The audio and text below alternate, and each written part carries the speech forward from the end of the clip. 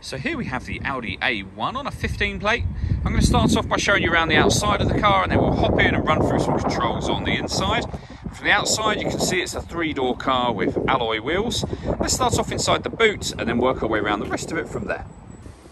As we approach the back of the car, you can see that given the size of it, we have plenty of boot space, along with that 60/40 split folding rear seat should you wish to increase this space even further. And then underneath this tray section, even more space again, along with the tools, as you can see in there. Okay, so we're just going to work our way back round to the front of the car, and then we'll hop in and run through some controls on the inside. But now that we've done a full circle of it, you can see it's in excellent condition the whole way round. Just briefly before we climb in, I think it's what we're seeing the interior from this exterior point of view. There's plenty to run through on the dashboard, so let's hop in and we'll do that now.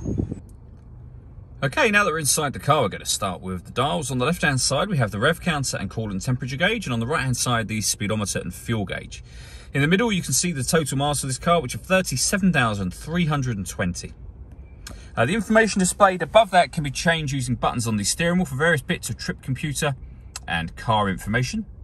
If we back out to the steering wheel, the buttons I was just using are here. Over on the right-hand side, we have stereo and phone controls for the car. The stereo itself can be found over in the center just here, with the screen directly above it as well. So we are on the radio menu at the moment. You can see this car's got DAB, FM and medium wave radio. If you want to listen to your own music, you can do.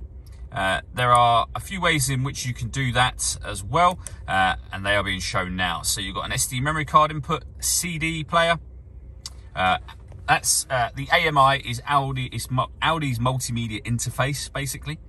So you can connect up various different types of devices to that, and you can stream your music wirelessly via Bluetooth audio as well. Everything that I was doing with regards to connecting up things are done just here. So you hit radio button or the media button, you can go to those menus. You can go directly to the main menu should you wish to, and the main menu looks like this. You can then use the dial to rotate around to any of the elements that this car has, and this is the dial in question just here. Below that, we have the air conditioning. You can adjust the temperature, the fan speed, and the direction of the air.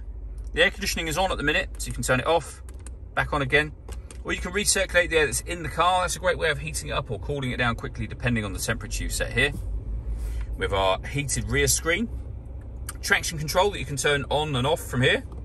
Drive select will change the driving mode of the car. So from auto, where it decides for you, to dynamic for sporty drive, and efficiency for kind of more city centre, fuel efficient experience. We then have a 12-volt charging socket and a 6-speed manual gearbox. All that leaves me to say is thank you for taking the time to watch this video. If you'd like to come and see the car in person and have a test drive, please feel free to give us a call here at Mach 1 Cars. We'd love to hear from you soon.